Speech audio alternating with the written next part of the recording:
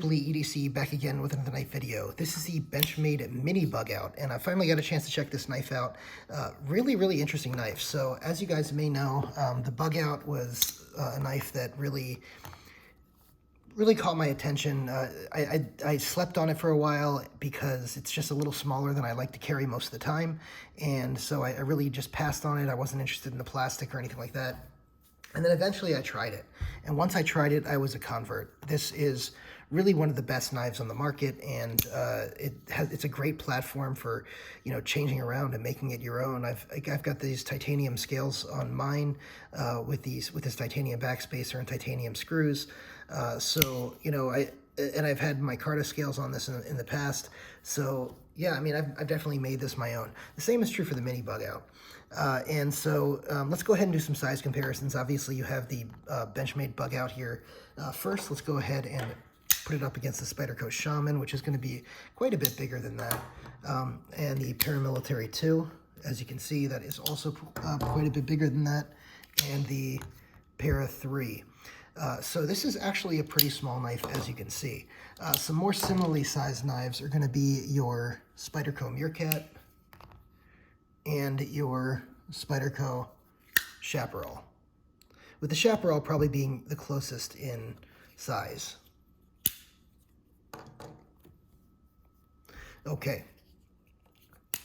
All right, let's go ahead and talk about the good and the bad of this knife. So the good on this right off the bat is the weight. If you like a lightweight knife, this is so light. The normal Bugout's like 1.9 ounces. I think this is running around 1.6, which is, it's so light, and for, the blade length you're getting on this, you're getting a good length. And not only that, for as small as this knife is, you get a 4-finger grip. I have size large gloved hands, and I get a 4-finger grip on this. I was surprised I got a 4-finger grip on the Bugout, which is a very comfortable 4-finger grip. This is a more compact 4-finger grip, but it's still a 4-finger grip, and it's not uncomfortable, which is amazing for a knife this size. I'm very happy with that. The only other knife that I regularly carry that has sort of a handle that size is going to be the CJRB Rhea, that really works in that way. So bravo for the design on the handle. As far as ergonomics go, because it's so small, I do feel the clip a little bit, so it's going to be a little bit of a hot spot. We'll get into a little bit more of that later, but the ergonomics on it overall are probably going to be closer to a 7.5. So pretty happy with that for a knife this size. And one other thing I have to say is the styling on this, I like quite a bit. The white and black together I think is great. They also have the orange and satin version, which I think is less appealing. I think an orange and black version would have been nicer, but the orange and satin version is what they are running with. I also don't necessarily love the blue and satin Bugout, but different people have different aesthetics. So I like the aesthetics. The blade shape on this is amazing. So you can see the blade stock and the blade shape. So let's talk about the blade stock first. What do I do with my Bugout? Just put it down. Here we go. So the blade stock on this is the same as the Bugout here, and your blade length is a little bit smaller, like I said, but the blade shape is also evoking the same characteristics. You have that tiny swedge over here. You have the tiny swedge over here. You have that, little bit of flat with the belly going up. Same thing here. So it's really beautiful that they're able to do that on this knife, because everyone knows how good the Bugout cuts, and this one cuts just as well. So that's an excellent thing. It's got the mini deep carry pocket clip, which is great on the Bugout and great on this knife as well. So that I'm definitely happy to see. I like the fact that they went with black liners and black hardware as well. They don't always do that, and I think it matches the aesthetic here as well. The thumb studs here are comfortable, and they're not in the way, which I appreciate very much. And the steel on here is S30V, which is a great steel for just all-around edge retention, corrosion resistance, toughness, and ease of sharpening. So this is a great steel, really good balanced steel here, and glad to have it on the Bugout.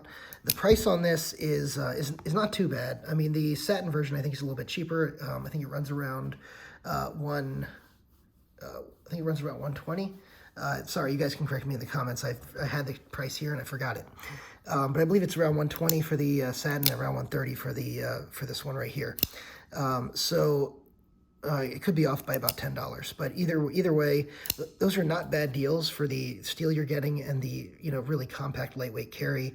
As you can see, they've really gone out of their way to keep the weight off as much as possible. These are just cartridge liners right here on these screws, and then the rest is all the plastic scales.